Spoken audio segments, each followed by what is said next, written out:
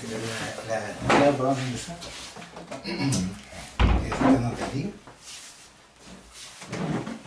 Aquí no cambio ni nada, ¿sí? Así es.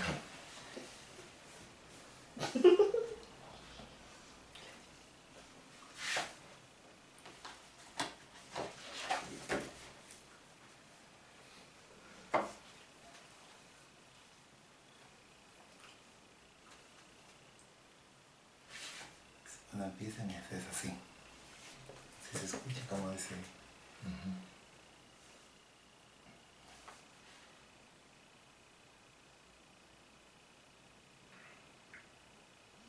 Hola, muy buenos días. Aquí les saluda Edgar Abela para servirle. Fíjese que hoy me voy a encargar del programa Jesús Doctrina Espírita. ¿En qué momento me sintonizo, perdón? ¿En qué momento empezamos el programa? Muy buenos días, perdón. Ah, perfecto. Entonces...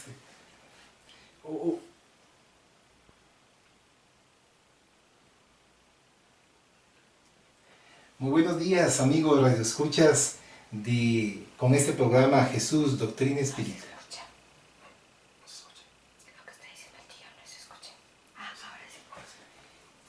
El día de hoy, domingo 24 de mayo de 2015, tenemos la oportunidad de compartir con ustedes en esta mañana a través de Radio Cima, y también nos pueden sintonizar por la internet en radiocima.tumbador.blogspot.com.br. Mi nombre es Edgar Abela, de la Asociación Espírita Génesis 2000, en la cual este día vamos a dirigirnos hacia ustedes en un ambiente de paz, en un ambiente de armonía.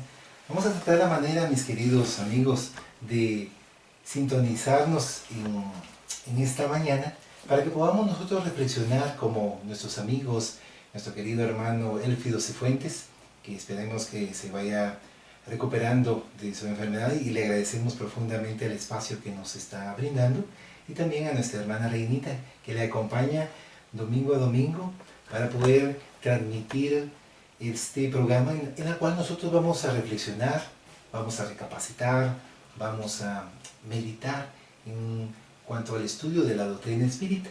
O es una ciencia, es una filosofía, es una moral en la cual cada uno de nosotros tenemos que irnos entendiendo y comprendiendo los unos a los otros. Agradecemos profundamente esta oportunidad, y a continuación vamos a leer el libro Sembrando y Recogiendo, por parte del autor espiritual Ramatiz, y nuestro querido hermano que es escribiente, Elcidio Máez, nos dio a conocer la importancia de algunos temas importantes para que nosotros recapacitemos y meditemos. Entonces, tenemos la oportunidad en este caso, queridos hermanos, de poder nosotros reflexionar. El libro es Sembrando y Recogiendo, dictado por el Espíritu de Ramatiz. En la página 76 tenemos Lecciones en las Tinieblas. Mensaje de Humberto de Campos, recibido por Chico Javier, extraído de la revista El Reformador, de julio de 1965. En el valle de las tinieblas sufrían cantidades inmensas de espíritus infelices, risas, obscenidades, injurias y oprobios. Se planeaban asaltos, se urdían crímenes. El espíritu bienhechor penetró en la caverna apaciguando y bendiciendo. Aquí abrazaba a un desventurado, apartándolo de la turba para poder entregarlo más tarde a los equipos de socorro. Más allá, aliviaba con su suave magnetismo la cabeza atormentada de las entidades que desvariaban. El trabajo asistencial continuaba siendo difícil, cuando un enfurecido comandante de esa turba, lleno de crueldad, al descubrirlo, se aquietó completamente e impuso respeto y serenidad, permitiéndole que la noble entidad del bien pasara en medio de ellos sin ser molestado. ¿Me conoces?, interrogó el recién llegado, asombrado y a su vez agradecido. Sí, dijo el enfurecido jefe de las sombras. Yo era un enfermo en la tierra y curaste mi cuerpo, que la enfermedad los desfiguraba. Me recuerdo perfectamente del gran cuidado que ponías a lavarme las heridas. Los circunstantes entraron en conversación de improviso y uno de ellos, de dura expresión, señaló al visitador y dijo al amigo: ¿qué más te hizo este hombre en el mundo para que nos veamos forzados a respetarlo? Medio techo y hospedaje. Otro más volvió a preguntar: ¿qué más? Dio a mi casa el pan y la ropa necesaria, librándonos de la desnudez y el hambre. Surgió otro del montón y preguntó con ironía: ¿nada más? Muchas veces dividía conmigo lo que traía en su bolsa, entregándome el bendecido dinero para que la miseria no me arrasara. Establecido el silencio, el espíritu bienhechor, fortalecido por todo lo que oía, agregó con humildad: mi querido hermano, no hice nada más que cumplir con el deber que la fraternidad me imponía. Mientras tanto, si te muestras tan generoso conmigo en tus manifestaciones de reconocimiento y amor que reconozco no merecer, ¿por qué te entregas a la obsesión y a la delincuencia? El interpelado parecía sensibilizarse y, moviendo tristemente la cabeza, manifestó: en verdad, eres muy bueno y amparaste mi vida, pero no me enseñaste a vivir. Hermanos espíritas, cultivemos la divulgación de la doctrina renovadora que nos esclarece y unifica. Con el pan del cuerpo, extendámonos la luz del alma que nos permita aprender, comprender, razonar y servir. Hermano X. Hermanos, en esta historia que nos manifiesta el hermano Ramatiz, nos hace realmente recapacitar. Y para que podamos nosotros entender que cada uno de nosotros tenemos que valorar la ayuda que recibimos y la ayuda que damos. Pero aquí, como nos manifiesta nuestro hermano, es sumamente importante, no solo sirviendo, sino dando a conocer la importancia del Evangelio del Maestro Jesús, en donde nos manifiesta que nosotros cuidemos las llagas del enfermo, pero también, después de él curarse, ayudarle a trabajar, ayudarle a agradecerle a Dios, ayudarle a comprender que la vida es un regalo realmente valioso que el Padre nos brinda, y mejor aún, que tenemos esta encarnación para que nosotros podamos aprovechar al máximo, que nosotros no tenemos nada más que hacer el bien. Cuando nosotros vamos aprendiendo estas lecciones, entendemos que cada uno de nosotros somos responsables de nuestros actos, pero al mismo tiempo tenemos que ir comprendiendo este tipo de circunstancias. También acá, nuestro querido hermano que nos está acompañando en esta mañana, que es el hermano Oscar Vela, también miembro de la Asociación Espírita Génesis 2000, nos va a hacer algunos comentarios con respecto a este capítulo que se titula Lección en las Tinieblas. Muy buenos días, hermanos radioescuchas. Es un gusto estar compartiendo con ustedes esta doctrina espírita, la cual nos esclarece el entendimiento y nos llena de mucha satisfacción a nosotros el poder entender y comprender cada vez más cómo es la vida espiritual. Que después de la muerte del cuerpo, el espíritu todavía continúa viviendo en el plano espiritual, y dependiendo cómo han sido sus obras, hacia ese lugar se va a dirigir. Dependiendo cómo ha sido la vida de un individuo, así le tocará estar en lugares de sufrimiento o en lugares en los cuales Dios debe estar trabajando. Aquí podemos extraer también, así como decía nuestro hermano Edgar, que siempre se continúa trabajando en el plano espiritual. Nuestro hermano bienhechor llegó a esos lugares de sufrimiento, buscando también a aquellos hermanos que ya estaban en el momento adecuado de poder ser ayudados, porque ya se estaban arrepintiendo también de los daños que habían hecho durante su existencia. Entonces ya estaban prestos para poder tener la asistencia del plano espiritual. Sin embargo, como vemos, esas organizaciones también en el plano espiritual no quieren muchas veces esa ayuda de los hermanos que se encuentran ahí, porque no quieren el progreso de la humanidad. Entonces eso nos sirve a nosotros, mis hermanos, para reflexionar que no estamos solos acá en esta corteza terrestre también, sino que hay muchos hermanos que están pendientes y están prestos para hacernos caer, para provocarnos tentaciones, en las cuales si nosotros no estamos debidamente imbuido de esa filosofía espírita, sería fácil caer. Recordemos que este plano es un plano de expiación y de pruebas. Es un plano donde nosotros venimos aquí a sufrir lo que hemos hecho sufrir a otros hermanos. Y además de eso, es un plano de pruebas también en las cuales estamos pasando cada día. Pruebas en las cuales estamos viendo y estamos siendo examinados para ver si estamos aquilatando esas virtudes morales que prometimos antes de venir a encarnar, incluso también en nuestra propia conciencia en un momento determinado, lograr para ser cada día mejores. Gracias, hermano. Agradecemos los comentarios de nuestro querido hermano Oscar Avela. Muchas gracias por su participación. Continuamos con el libro Sembrando y Recogiendo, en donde nos da una serie de historias en las cuales nos ayudan a reflexionar, a recapacitar, como la historia anterior titulada Lección en las Tinieblas. Ahora nos tocará la siguiente historia con respecto a El Quiebrahuesos, de la página 19, siempre de este libro. Pablo llama a la ambulancia. Ligero, hombre, Matías está quebrado, allá abajo. Los operarios descendían apresurados de los andamios por la improvisada y tosca escalera de madera. Los más ágiles escogieron las sogas. Sobre los trozos de madera y tablas de pino yacía un hombre de bruces, inmóvil, gimiendo sin que nadie se animase a tocarlo, pues ni bien intentaban tocarlo, los gritos eran desgarradores. 20 minutos después se oyó el ruido estridente de la sirena de la ambulancia que corría alocadamente por las calles de San Pablo para llegar al lugar del hecho.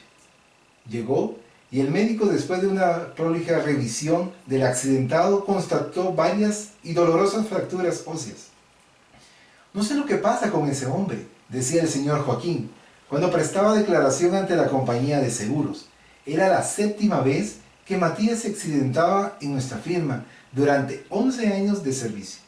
Hasta parece mandinga, pues siempre se rompe los huesos, y en una exclamación desconsolada manifestó: creo que ya es tiempo para que se jubile. Matías no podía quedar cesante sin el consentimiento del Sindicato de Construcciones Civiles, pues era un empleado regular con más de 10 años de trabajo, aunque había sufrido varios accidentes de consideración que lo habían recluido durante semanas enteras en los hospitales.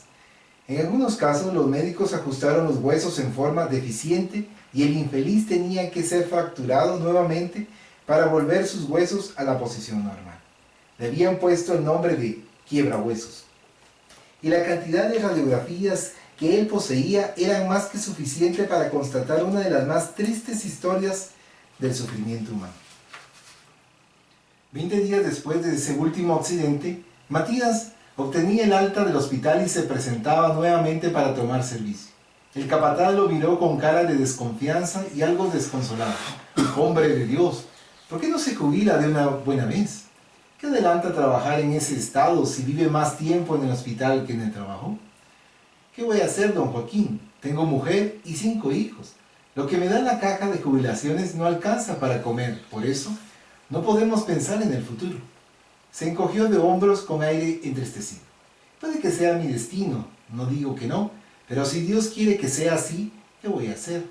Un día de eso se termina, aunque sea con la muerte». «Vamos, hombre», rebatió Joaquín, el capataz.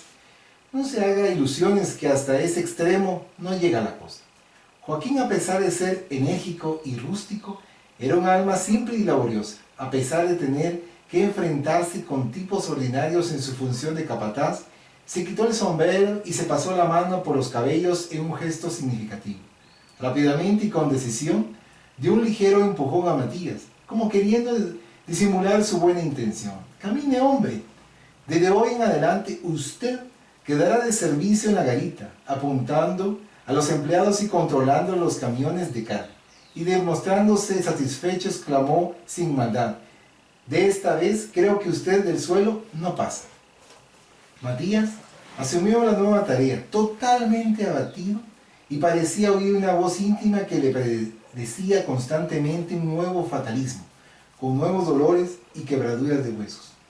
Ya comenzaba a ceder ante la mala suerte y el cansancio de cada día, sintiendo miedo al futuro. Sin embargo, ninguna criatura humana reaccionaba tan favorablemente ante las quebraduras de los huesos. El organismo de Matías parecía tener apuro para reconstituir sus huesos a tal punto que algunas veces parecía corregir los dictámenes médicos y acertaba en su conformación anatómica. Eran fracturas que debía alcanzar varios meses para repararlas. Le bastaban algunas semanas para rehacerlas. Los médicos del instituto, sorprendidos, examinaban con mucho cuidado la parte ósea recuperada, alarmados ante el tiempo invertido por la naturaleza, en donde las suturas eran coherentes y la cura asombrosa. Y por lo tanto, el resultado siempre era el mismo, apto para el servicio. Hacía mucho tiempo que Matías soñaba con la jubilación por invalidez, y más tarde se ayudaría con pequeños servicios para alcanzar la atención de su familia. Pero siempre le dominaba un complejo. En aquella existencia desgraciada debía caminar por las calles desviando sus pasos de las cáscaras de bananas o del asfalto húmedo. Le costaba mucho cruzar las calles de tráfico intenso. No sabía no subía escaleras. En fin, no se arriesgaba para nada. Inútilmente intentaba liberarse de su mal genio, a veces sarcástico, que parecía reírse, prediciéndole en lo íntimo de su alma la ruta dolorosa en donde debería poner a prueba hasta su último hueso. Gracias al señor Joaquín estaba protegido. Trabajaría en el suelo, como apuntador y portero de la empresa, lejos de los andamios traicioneros, de las cuerdas débiles y de los escalones podridos que se destruían bajo su paso. Yo encuentro que desde el suelo no pasa, había dicho el señor Joaquín, en forma consoladora.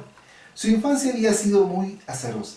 A la vieja María Turquesa se había cansado de arreglarle los huesos de los brazos y de las piernas, y cierta vez tuvo que tratarle la quijada que se había fracturado al caerse de un muro. «Matías», exclamó el señor Joaquín, «abra la puerta del fondo, el camión va a entrar por ahí, apúrate, hombre». Era el tercer mes que servía como apuntador de los operarios y fiscalizador de las cargas para el armado de las construcciones. Se sentía muy bien. Había engordado 5 kilos con aquel trabajo. Tomó el manojo de llaves y se encaminó hacia el fondo del terreno. Abrió las puertas y calzó cada una de las pesadas hojas. Hizo señal al chofer y le indicó el camino para que introdujera el pesado camión cargado de hierros, cemento y casi una tonelada de tubos galvanizados para la red de agua.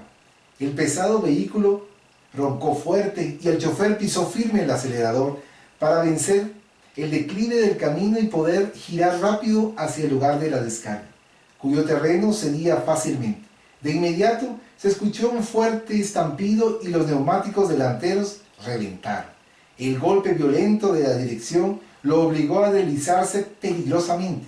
Cuando el motor paró, recién entonces oyeron los dolorosos gemidos de Matías, que se encontraba tirado en medio de un gran charco de sangre, junto al primero de los pilares. El conjunto de tubos galvanizados que sobresalía del camión alcanzó a Matías en la curva de la entrada y lo arrojó más de 10 metros de distancia, como si hubiera sido proyectado por una catapulta. Cuando los compañeros del infeliz llegaron, estaba agonizando con los últimos estertores, pues esa vez, además de haberse roto los huesos, tenía destrozado las vísceras. Un hilo sanguinolento partía de los labios entreabiertos y se oía la respiración entrecortada de la agonía. Joaquín, el capataz, llegó agitado y al ver al pobre Matías en esa condición, no daba crédito al cuadro que tenía delante, pero ya era tarde. Matías expiraba allí, por ese destino implacable, cruel y vengativo que lo había eliminado en el fatal accidente. 8 quebraduras de huesos. ¡Santo Dios! Jamás vi una cosa así. Eso, hasta parece cosa de mandinga, exclamó Joaquín, pasándose la mano por la cabeza al verse frustrado en sus buenas intenciones. Mientras manos piadosas levantaban su cuerpo para conducirlo a su hogar para el velatorio, del otro lado de la vida, su espíritu también era ayudado por almas bondadosas amparándolo amorosamente. Un sueño pesado lo entorpeció, alcanzándole todo su perispíritu, dándole una expresión de paz y serenidad. Momentos después, Los espíritus benefactores se apartaron respetuosamente ante la presencia de una entidad venerable, de cabellos blancos y rostro tierno, llenos de luz, que se curvó sobre el cuerpo perispiritual de Matías. Rápidamente hizo un ademán de despedida a los presentes, llevando su preciosa carga en raudo vuelo hacia alguna morada feliz. Tiempo después, el espíritu de Matías, el quiebrahuesos, despertó bastante sorprendido en un ambiente sereno y confortable, todo iluminado por una suave luz color topacio, con reflejos rosados. Sentíase eufórico y reconfortado en sus fuerzas vitales. Naturalmente pensaba, debía encontrarse en un moderno hospital, bajo los cuidados de médicos renombrados, pues tal era la sensación de salud y bienestar que sentía. Trató de moverse con mucho cuidado, recelando de los dolores habituales, mas le extrañó la liviandad del cuerpo y la falta de dolores. Sorprendido se vio libre, sin ataduras o moldes de yeso, que tanto lo incomodaban después de cada accidente. Al darse vuelta en la cama, se sorprendió al ver a un anciano de cabellos blancos y fisonomía estética, que con gestos de bondad lo calmó. Matías, tranquilízate. Tu conformación en la vida carnal te liberó de las culpas del pasado. Y ante el asombro de Matías prosiguió el anciano bondadoso. De ahora en adelante, cuando vuelvas a la materia, tendrás menos peso y más aprendizaje espiritual en tu rectificación kármica. Ahora estás en armonía con la ley que transgrediste en el pasado, pues viviste resignadamente el programa crucial de tu rectificación espiritual. Los huesos de tu cuerpo físico se quebraban bajo el determinismo de la ley, pero tu alma se fortaleció en la prueba redentora. Matías arreglaba los huesos bajo el influjo magnético que salía de las manos del venerable mentor. Su memoria se iba aclarando y su mente le presentaba cuadros muy nítidos, acontecimientos extraños, pero que él presentía que los había vivido en otros lugares. Se iban proyectando a semejanza de la proyección de las películas cinematográficas. Confuso, pero consciente, se vio transfigurado en otro hombre. Era un robusto español tostado por el sol, arbitrario, de mal genio, agresivo, cruel y vengativo.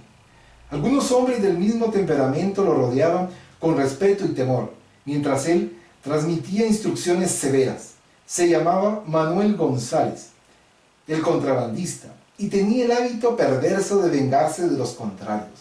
Sus andanzas y bandidajes los ejercía en las fronteras de España y Portugal, y su placer era ajusticiar a sus enemigos, arrojándolos desde los altos peñascos, gozando al verlos despedazarse contra las rocas agudas, quebrándoles todos los huesos. Entonces Matías volvió los ojos humedecidos hacia su mentor generoso, y reconociéndolo en su indumentaria espiritual, le agradeció, como lo hace el niño después de haber cometido alguna imprudencia. Una dulce paz le invadió el corazón, mientras de su ser se desvanecía el remordimiento que hacía muchos años vibraba pesadamente en lo íntimo de su alma. Inclinó la cabeza levemente, murmurando en un tono aventuroso y de incontenido alivio: gracias, Dios mío. Es así como, queridos hermanos, este capítulo, esta historia de este hermano nos hace recapacitar, nos hace reflexionar de que toda siembra es libre, pero la cosecha es obligatoria. Nos hace reconocer que cada uno de nosotros podemos tener una serie de acontecimientos difíciles quizás en el día a día, pero Dios nos está bendiciendo también con un nuevo amanecer, con una nueva oportunidad, con una nueva alegría también para poder servir en familia y posteriormente con quienes nosotros compartimos. Esta historia del hermano Matías, como lo es el quiebrahuesos, nos hace recapacitar y pensar que cada uno de nosotros somos responsables de nuestro destino, pero también Dios nos permite reajustar las deudas del pasado a través de nuevas encarnaciones, y para evitar más dolencias, para evitar más sufrimientos, para evitar más dificultades, tenemos nosotros que corregir ante un buen comportamiento en esta existencia. ahora tendremos los comentarios de nuestro hermano Oscar. Gracias, hermano. Fíjense, mis hermanos, que historias como esta de Sembrando y Recogiendo el Quiebrahuesos nos explica también parte también de la doctrina espírita, que nos da nos patentiza ese conocimiento, porque fíjense, mis hermanos, que si nosotros pensásemos que solamente tenemos solamente una existencia, entonces ¿cómo podríamos justificar semejantes vida atroz? Vemos también en el mundo varios hermanos que vienen aquí a esta existencia sin brazos, sin piernas, deformes, con deficiencias mentales. Y si pensásemos que solamente tenemos una sola existencia, pensaríamos: Dios, qué injusto eres. ¿Por qué permites eso si ellos no han hecho mal alguno? ¿Por qué lo permites, Dios? Porque el pensar que solamente tenemos una existencia, a esas conjeturas nos lleva. Pero el espiritismo, que nos indica también que tenemos varias existencias, nos aclara, y entonces comprendemos cómo es que va operando la justicia divina. Porque, como bien decía mi hermano, la siembra es libre, pero la cosecha es obligatoria. La ley de causa y efecto se cumple indefectiblemente. Muchas veces nosotros podemos encontrarnos actuando fuera del margen del Evangelio de Jesús, y probablemente pensamos que nadie más se va a dar cuenta. Pero, mis hermanos, no es así. Todo está inscrito en la contabilidad divina, y tarde o temprano pagaremos aquello que hicimos sufrir a nuestro hermano.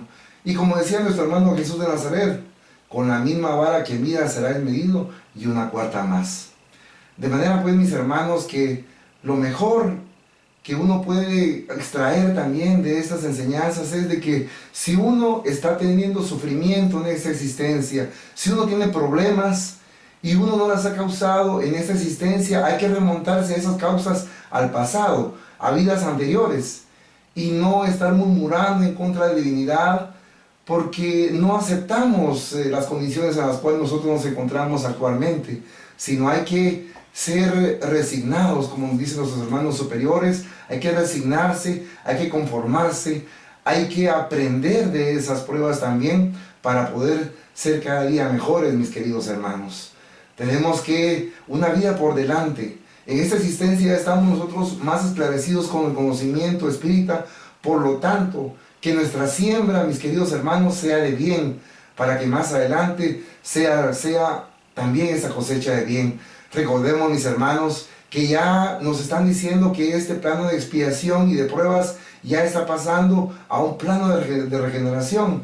Estamos en esa transición, pero depende de nosotros, mis hermanos, si nos encontramos todavía acá en este planeta Tierra, para seguir aprendiendo y además para seguir pagando las deudas que hemos adquirido en el pasado, mis queridos hermanos.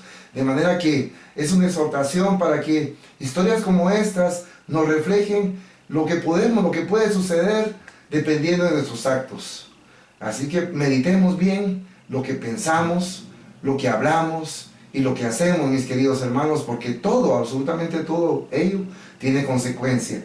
Y como escuchamos en la lectura, no es un revanchismo, ni una venganza, ni es un ojo por ojo y diente por diente, ¿verdad? Para que tenga que ser otro hermano instrumento de esa venganza, como sucedió con nuestro hermano Matías. No, existe una ley de determinismo, como bien nos decía acá en la lectura, que la vida se encarga de poner las condiciones en las cuales vamos a sufrir lo que hemos hecho sufrir a otros hermanos sin necesidad de intervención humana, mis queridos hermanos. Sigamos reflexionando. Gracias, querido hermano Oscar Abela. Es así como nosotros hemos estado recapacitando y reflexionando, agradecidos por la sintonía que tienen acá con nosotros en el programa Jesús Doctrina Espírita, en el cual podemos participar con ustedes los días domingos a las 9 de la mañana, y al mismo tiempo queremos nosotros agradecer la sintonía que hemos tenido por parte de los diferentes hermanos acá de Guatemala, como también de los diferentes escuelas que están en las diferentes comunidades, como son nuestros hermanos de Juxanep, Totonicapán, que ellos colaboran constantemente. Saludos a nuestro hermano Joaquín Cuá Batz, que nos colabora enormemente en la difusión, en la divulgación de este programa. Nosotros también queremos agradecer a nuestros hermanos, como es nuestro hermano Neftalí Recinos en Coatepeque, de la Escuela Espírita Jesús de Nazaret, que nos apoya incondicionalmente, y él apoya también a nuestro querido hermano Élfido Cifuentes, para que podamos juntos, porque el trabajo es en equipo, porque la dedicación y la difusión de la doctrina espírita es un trabajo para todos. Y parte de esa divulgación es parte de la caridad que manifiesta nuestro hermano Emanuel a través de la mediunidad de Chico Javier. También tenemos acá en la Asociación Central Fuente de Luz en la ciudad capital, que pueden ustedes participar en esta institución. Aquí en la ciudad capital también está la Central de Estudios Espirituales Allan Kardec, que nos orienta y nos apoya incondicionalmente. Allá en Ixpetén, Alea Ixpetén, en el Rodeo San Marcos, con nuestra hermana Claudia Hernández, que nosotros agradecemos profundamente el apoyo que nos brinda en este programa Jesús Doctrina Espírita, y nos brindan muchas instituciones espíritas, tanto de la ciudad capital como del interior, para que nosotros sigamos luchando, para que nosotros sigamos divulgando a través de nuestro ejemplo, a través de nuestros buenos actos, y que podamos nosotros transformando este importantísimo momento que es de transformación de nuestras vidas. Continuando con nuestra lectura acá con el libro, como les mencionaba anteriormente, y quienes no nos habían sintonizado, con mucho gusto y con mucho placer vamos a decirles, el título del libro es Sembrando y Recogiendo, que fue dictado por el Espíritu Ramatiz al hermano Elcilio Maes. Y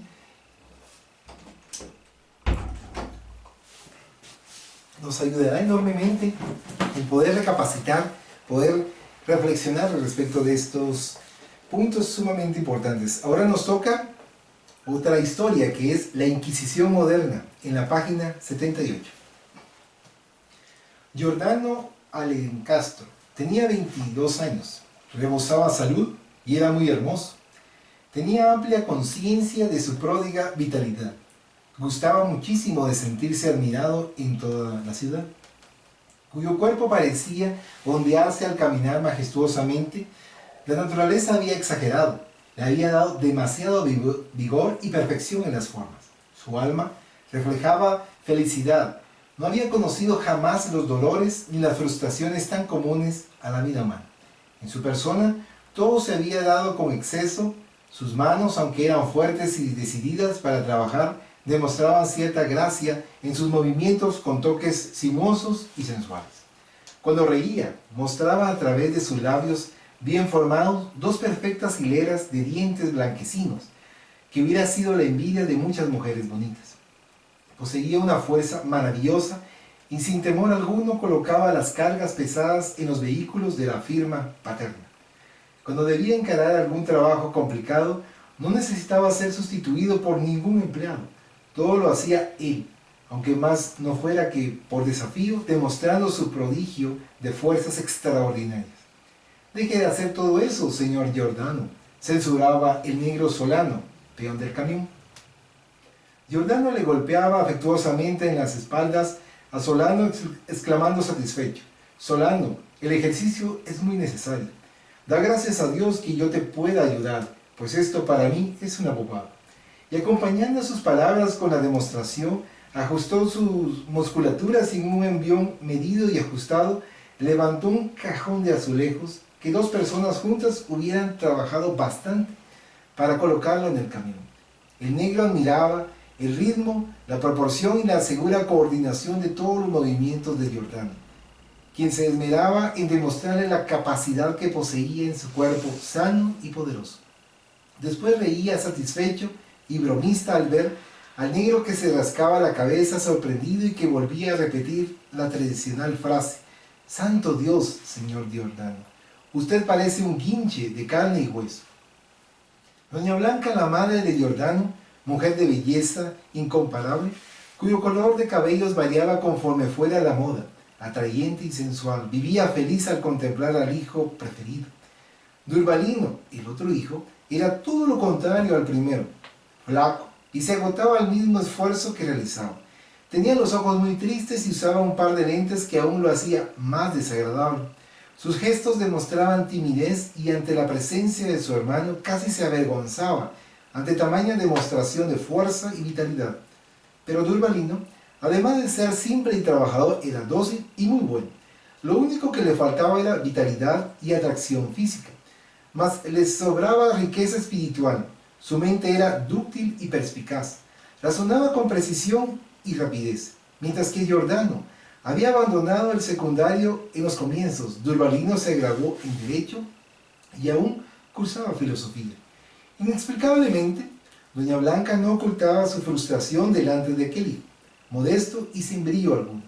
Durvalino no se encontraba a gusto delante de su madre, en realidad le resultaba como si fuera un extraño. Por eso dejaba el espacio libre para que se dedicara al hijo pródigo, aunque éste fuera glotón, sádico y sarcástico. Mientras tanto, él congeniaba bastante bien con don Camilo, el padre, español eufórico, poco inteligente y alborotado, que no obstante se llevaba bien con ese hijo inteligente y hasta demasiado ordenado en sus cosas. A pesar de la diferencia de temperamentos, ambos eran justos y bondadosos, además de hábiles y prudentes en la dirección de la industria de la madera, formada después de intensa lucha y perseverancia. Giordano, mientras tanto, se aprovechaba de las buenas ganancias de la firma, gastando grandes sumas en los antros del vicio situados en San Pablo y Río de Janeiro. Encubierto siempre por el beneplácito imprudente de doña Blanca, ante cualquier sugerencia de Durvalino sobre el procedimiento negligente de Giordano, doña Blanca se enfurecía y lo miraba en forma hostil e insultante. «Póngase en su lugar, Durvalino», exclamaba presa de ira. «Lo que usted hace en 5 años, Giordano lo realiza en un solo día. Por lo tanto, no se entromete en su vida, que ya es adulto y sabe gobernarse». Durvalino, disminuido, bajaba la mirada mientras que su madre volvíase bruscamente hacia su cuarto, cerrando la puerta con violencia. No había afinidad entre los hermanos. Uno gozaba de fuerza y salud, cinismo y orgullo. El otro movilizaba todas las reservas de energías para poder sobrevivir. Giordano, gritón y abusador de sus dones, tenía acentuado aire hacia la maldad. Durvalino era quieto, inteligente y desviaba sus pasos para no destruir al insecto imprudente que se ponía en su camino. Durvalino no gustaba asistir a la muerte de una gallina. Giordano se reía escandalosamente y hacía lo posible para demorar la muerte del ave, al estrangularla sádicamente. Una noche, a horas muy avanzadas, don Camilo despertó ante el llamado urgente del teléfono interurbano de San Pablo. Doña Blanca encendió la luz, aprensiva y temerosa ante alguna complicación amorosa de Giordano. Tal vez ni era cosa de tanta preocupación, apenas un pedido de dinero para cubrir algún gasto, fruto de la vida bohemia y tan natural para un joven lleno de salud. Don Camilo escuchaba el teléfono con profundo pesar. Luego tomó el pañuelo y se enjugó el sudor que le cubría la frente. Sí, voy en auto hasta ahí. No, él nunca tuvo tal cosa. Yo se lo agradezco, doctor. El señor hizo lo que debía hacer y tiene mi total aprobación. No hay duda. Dejo todo a su criterio profesional. Asentó el teléfono en la horquilla, miró incisivamente a doña Blanca y por primera vez sus ojos brillaron severamente delante de ella. Yo sabía que eso iba a suceder. Se levantó pálido y se puso a cambiar de ropa, ordenando: «Cámbiate de una vez, Blanca. Nada adelanta mirarme con aire de mártir. Tu exceso de mimo destrozó a nuestro hijo». Y en tono incisivo exclamó: «Giordano está a punto de morir en un hospital de San Pablo, después de una farra brutal». Llegaron a San Pablo por la tarde del día siguiente, doña Blanca y don Camilo, apesadumbrados y nerviosos, entraron en la antesala del hospital.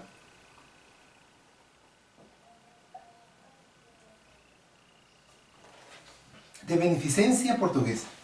Luego Fueron conducidos hasta el cuarto, mientras que un fuerte olor a medicamento les entró por las narices.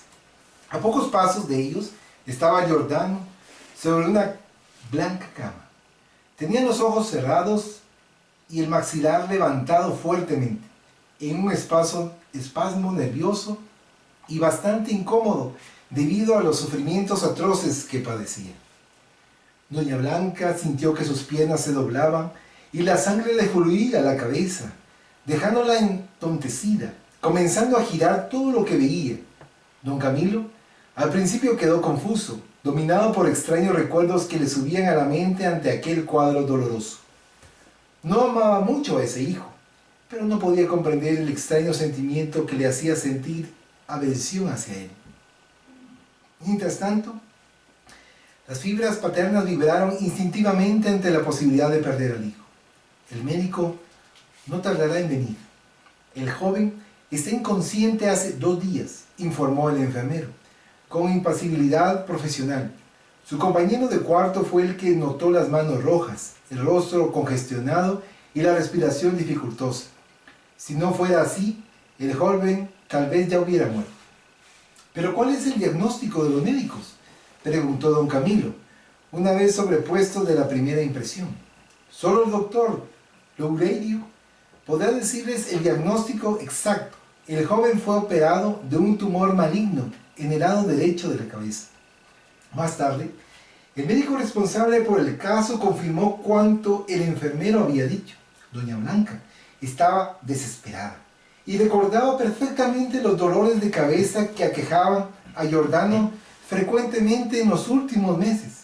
Se sentía herida en su amor propio ante los miembros de aquel hospital que, habituados a los dramas cotidianos de la vida humana, hablaban de una forma impersonal y objetiva, desinteresándose de su dolor de mano.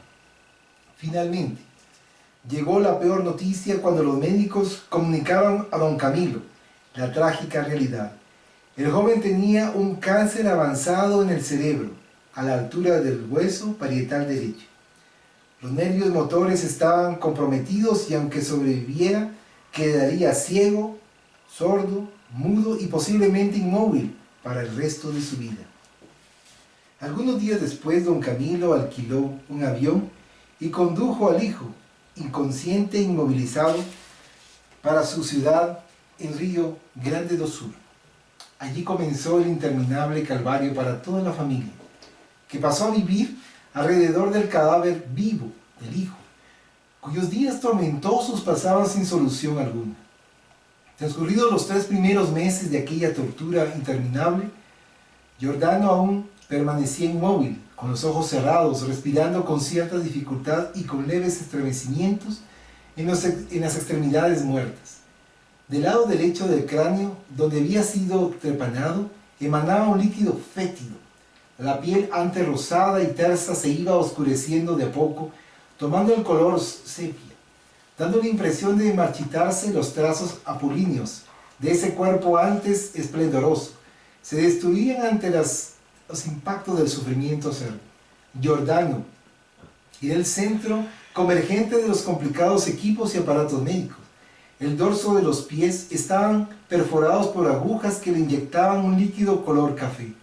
El suero le goteaba por los brazos entumecidos, formando además que eran reabsorbidas a costa de compresas de agua caliente o de aplicaciones de pomadas anticongestivas. El plasma sanguíneo se filtraba en los flemones, mientras que el tórax dificultosamente respiraba el oxígeno artificial.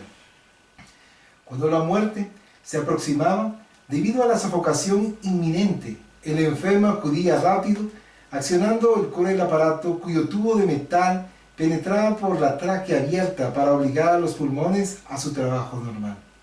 En la familia, todo era desolación. Doña Blanca aún resistía, algo rebelde a la fatalidad de aquel destino inexplicable, poniendo en juego todas las reservas egocéntricas para no caer en la desdicha. ¿Por qué Dios les dio un hijo tan hermoso y después lo destruía tan estúpidamente? ¿Por qué Giordano debía reposar de vida y salud mientras que Duvalino era enfermizo y titubeante? Sus bellos ojos perdían el brillo y se apagaban. poco a poco. La vanidad se abatía impotente ante la obligación de ser espectadora de su propia ruina, viendo y viviendo las fases convulsionadas de aquel hijo adorado. Desorientada le cubría 1000 veces los pies perforados y acariciándole el macabro turbante de gasas, cuyos estremecimientos se manifestaban cuando pasaba la mano por la terrible depresión dejada por el cáncer. El calendario implacable marcaba 104 días tormentosos y de lenta destrucción para Giordano. El enfermero hacía su ronda habitual, le tomaba la temperatura y la presión. Graduaba la maquinaria como un hábil técnico, moviéndose por el cuarto como un verdugo moderno. Cambiaba la aguja de la vena del pie y en un gesto apático buscaba otro punto de la piel, mostrando cierta satisfacción profesional cuando percibía el éxito de su trabajo. Las manos de Giordano estaban flojas, inertes y descarnadas. La piel, toda acribillada por las agujas hipodérmicas y llena de manchas rojas y azules. La tráquea producía el ronco y característico ruido, luchando por un poco de aire. Los tubos de goma oscilaban sujetos a los aparatos presionando sus líquidos hacia el enfermo. Un día, estaba Durvalino pensando en su hermano que se estaba acabando y que jamás le diera un momento de alegría o confort, nacido del mismo vientre, nutriéndose con la misma sangre y sin embargo, siempre le fue extraño y hostil. Súbitamente, movido por una singular intuición, pidió silencio a todos y se inclinó sobre el oído de Giordano y le habló incisivamente. Giordano, Giordano, si me estás escuchando y tienes conciencia de lo que te está sucediendo, haz un esfuerzo, reúne todas tus energías dispersas y concéntrate a fin de poder mover la pestaña derecha de tu ojo. Solamente la pestaña derecha. Esa será la señal para que nosotros sepamos que estás consciente. Si puedes, repite la señal otra vez. Ante la sorpresa de los presentes, curvados sobre él, ansiosos, observaron que Giordano parecía quedar más quieto, inerte, como una coordinación impuesta mientras cesaban los temblores de los pies y de las manos y aminoraba los estertores de los pulmones. Transcurridos algunos segundos, después de la expectativa dramática, la pestaña izquierda se estremeció fuertemente como la única señal de vida de ese cuerpo inmóvil. Y ante la sorpresa de todos, repitió 2 veces más la señal, atendiendo al propósito de Durvalino. Después, como si el gran esfuerzo realizado le exterminaron sus energías, Giordano tuvo un estremecimiento y volvió a caer en la acostumbrada apatía. ¡Misericordia! Él nos escuchó durante todo este tiempo que estaba postrado, exclamó doña Blanca, entre sollozos de dolor y humillación. Y terminó diciendo con voz de mártir: solo le dimos noticias malas y desesperantes. Llevóse la mano al pecho y en un gesto de angustia desafió. En aquel momento expiró en la mujer todo el orgullo y la arrogancia por haber generado un hijo tan atrayente y saludable.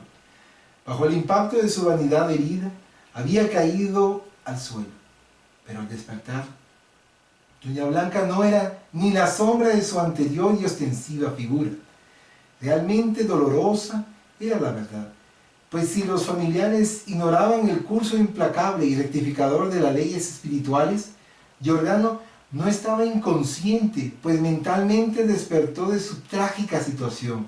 A pesar de su impotencia motora, los sentidos estaban agudizados y lo realizaban y relacionaban con el mundo exterior. Oía la voz inconformada de su madre, el lloro silencioso de sus parientes, los comentarios funestos alrededor de su lecho y la noticia siniestra del cáncer. Sufría el más terrible de los suplicios imaginados por el ser humano, sin poder liberarse del cuerpo mortificante. Esperanzado por el recurso ininteligible de Durvalino, quiso gritar en un clamor interminable y potente que pudiera oír cualquiera. No interesaba quién fuera. Su mente se superexcitaba bajo el impacto de extraños recuerdos. mientras escapaban de su cuerpo las últimas energías que su alma imponía al organismo físico. Oía gritos horrorosos, sentíase diferente, estaba alejado de sí mismo, era un delirio infernal. Se notó fuera de la carne inmóvil y masacrada, como fluctuando en un lugar extraño, y que alguien le gritaba: «Mátenme, por el amor de Dios». Giordano se sintió aturdido y asombrado, pues la voz era de Durvalino, que se debatía a su frente. Los brazos y las piernas la tenía aseguradas por fuertes correas a las tablas de un aparato de tortura. Además él, Giordano, ordenaba sin piedad: «Apriete el torniquete, apriete». Y un hombre de rostro bestial obedecía. Durvalino seguidamente se diluía en una nube blanquecina. En su lugar, para asombro de Giordano, apareció don Camilo, con garras en los pies y en las manos, y apretándole el cráneo con el torniquete, además, y cambiando de método para escarnecerlo. Le aplicaba tenazas calentadas al brasero sobre diversas partes de su cuerpo, arrancándole desesperados gritos a la vez que decía: «Mátenme, jamás traicionaré a mis compañeros». Giordano, enfurecido, tomado por un odio enloquecido, hacia don Camilo, en un asombro de venganza y tal vez impedido por el deseo de liberarse de la tortura, esperanzado en que lo mataran, consiguió esculpirle el magnífico traje clerical que vestía en carácter de monseñor. Aún, dominado por la cólera, su sorpresa fue aumentando cuando a su lado, y vistiendo el rico traje de abadesa, apareció doña Blanca, sonriéndole de modo muy sensual, diciéndole: «Monseñor Valdés, es inútil convertir a esos herejes tan endurecidos. No solo perderéis vuestro apreciado tiempo, sino que perderéis la calma que os es habitual».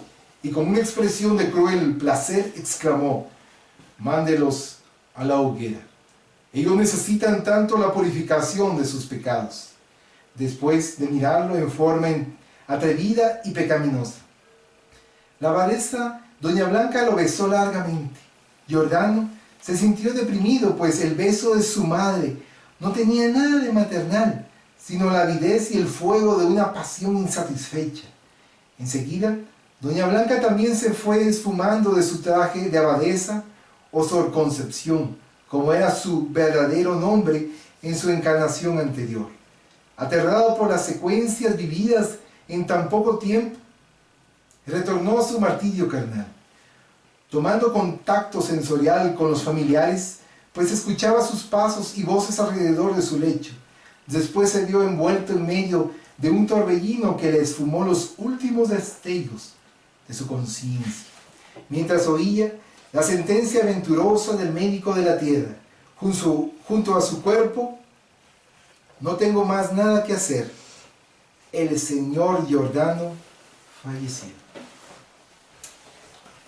Mis queridos hermanos, amigos, radioescuchas, nos damos cuenta a través de esta historia, como su nombre lo indica, la Inquisición moderna, que nos hace vibrar, que nos hace recapacitar, que nos hace reflexionar de muchos acontecimientos en los cuales que debemos de cuidar de nuestro cuerpo. Si nosotros somos fuertes, si nosotros somos vigorosos, poder utilizarlo adecuadamente para ayudar a otros, poderlo utilizar para las diferentes actividades, pero sin destruirlo a través de los excesos de los vicios. Que podamos nosotros entender a través de esta historia, mis hermanos, cómo nosotros dentro de la familia nos vamos dando cuenta que nos encontramos nuevamente aquellos con quienes tuvimos ciertas dificultades en el pasado, y ahora nos toca, estando juntos, compartiendo, conviviendo en el mismo techo, en el mismo hogar, para poder limar las asperezas del pasado, para que nosotros podamos reflexionar, queridos amigos, a través de esta historia narrada por nuestro hermano Ramatiz, a través de la mediunidad escribiente de Ercilio Máez, en donde cada punto nos hace reflexionar, cada espacio, cada circunstancia nos hace pensar al respecto. Pero también no olvidemos, Dios nos permite otra oportunidad para corregir el daño que nosotros hemos realizado en el pasado y que podamos nosotros entender nuestro presente, cumpliendo siempre con lo establecido según el Evangelio del Maestro Jesús. Nuestro querido hermano Óscar Avila hará también comentarios con respecto a esta historia que acabamos de narrar. Gracias, hermano. Y es que precisamente vemos en el mundo trágicas historias como la que hemos escuchado nuestro hermano en esta historia de la Inquisición moderna. Vemos cómo muchos de nuestros hermanos están sufriendo las consecuencias de lo que sucedió en esa época trágica de la Inquisición. Vemos a muchos hermanos también con enfermedades que son incurables, muchos hermanos que están padeciendo cáncer también. Y entonces nos ponemos a pensar, bueno, ¿por qué? ¿Por qué ese sufrimiento? ¿Por qué lo estamos padeciendo? Y entonces tendremos que remontarnos al pasado. Y como escuchamos en la historia, el Padre Celestial permite que una familia nos encontremos amigos y enemigos del pasado. Recordemos que el amor une, pero el odio imanta. El enemigo que es el enemigo nuestro en este presente, mis hermanos, y no hemos logrado romper las ataduras de odio, de resentimiento, de inquina que tenemos contra este hermano o hermana, tengamos seguro, mis hermanos, que en la próxima existencia nos vamos a encontrar con él. Y no en forma tan lejana, sino en la misma familia. Quién sabe, podría ser nuestro esposo, nuestra esposa, nuestra madre, nuestro padre, nuestro hermano o nuestra hermana. ¿Por qué? Porque se está violentando la ley de amor, la ley que rige el universo. Y esa es una de las faltas más graves que puede darse, mis hermanos. Por lo tanto, debe rectificarse ello y en lugar de odio, construirse amor. Y precisamente por eso es que la familia es educadora por excelencia, el hogar, en los cuales padre y madre son los encargados de guiar a los hijos. Y entonces podemos pensar que los padres son los deudores del pasado y los hijos los acreedores que nos están pasando la factura de lo que les hicimos en una vida anterior y ahora con toda la hilaridad posible tenemos que cumplir con esas deudas que hemos tenido. Mis hermanos, las familias hay diferentes tipos que podemos tener aquí en esta humanidad. Y muchas veces también nos encontramos nosotros tristes, amargados, infelices, y no sabemos cómo poder llevar esta vida, porque no nos resignamos, porque no nos conformamos con la situación que estamos viviendo acá. Entonces nos preguntamos, ¿será que en este planeta podemos ser felices? ¿Será que la felicidad es un trayectorio? Es la trayectoria que me va a llevar, es el camino que va a llevar a un destino, y ese destino va a ser la meta y voy a encontrar la felicidad. Recordemos que Jesús decía, mi reino no es de este mundo, y se refería no al mundo corporal, sino al mundo espiritual, mis hermanos. Entonces, recordemos, mis hermanos, esas palabras de Jesús que nos decía, bienaventurados los que sufren porque serán consolados. Y más adelante, en un futuro, seremos consolados, mis queridos hermanos. Mientras tanto, como les decía, conformémonos con lo que nos ha tocado vivir en este planeta Tierra, en este momento, con esas pruebas que estamos atravesando. Y tengamos el valor y la sabiduría suficiente para poder aprender de ellas. Y si lamentablemente estamos padeciendo algún tipo de esas enfermedades, pensemos, Padre, gracias que estamos pagando deudas del pasado, y permite, Padre Celestial, que no contraiga más deudas, porque si no en el futuro será muy, muy oscuro. Gracias, hermano radioescuchas. Les trasladaré con mi hermano Edgar. Queridos amigos, es así como nosotros agradecemos la sintonía que han tenido el día de hoy, en la cual pudimos compartir con todos ustedes, radios escuchas, a través de la Radio Cima, a través de este programa Jesús Doctrina Espírita, en la cual podemos nosotros recapacitar, orientarnos, través del Evangelio del Maestro Jesús, a través de las obras básicas de Allan Kardec, para que podamos nosotros reconocer y entender cada uno de los aspectos de nuestras vidas. Muchas gracias por el espacio cedido por parte de nuestro querido hermano Elfido Cifuentes, que deseamos su pronta recuperación, que se vaya mejorando con la bendición del Padre. Gracias a nuestra hermana Reinita, que nos apoya incondicionalmente, brindando su conocimiento, brindando sus experiencias. Agradecemos a todos los hermanos en las diferentes localidades, en las diferentes escuelas espíritas que están trabajando para la divulgación de la doctrina espírita. Recordemos que cada uno de nosotros tenemos una tarea en nuestras manos, tenemos una tarea en nuestro caminar, y agradecemos también la presencia de nuestro querido hermano acá, Oscar Abela, que nos acompañó en esta mañana para poder compartir con ustedes la importancia de las reflexiones con este libro titulado Sembrando y Recogiendo, que es de nuestro hermano Ramatiz, a través de la mediunidad escribiente del Silio Maes.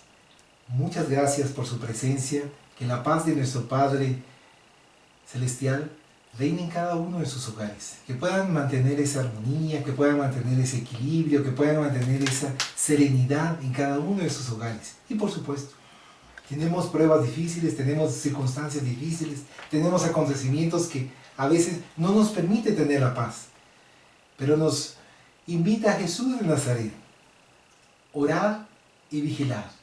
En la oración podemos nosotros cubrirnos de esa protección de luz.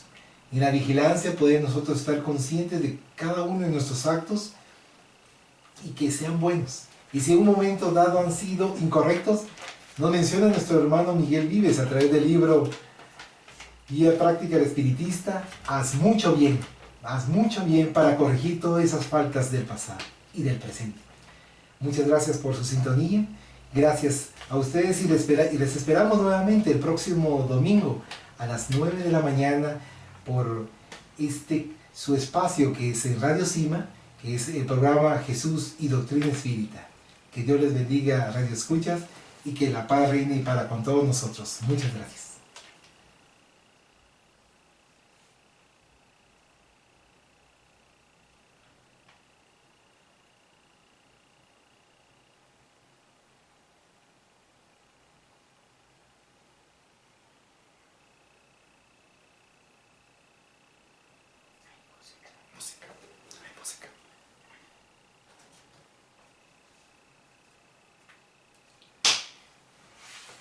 Eso, súper, súper, súper.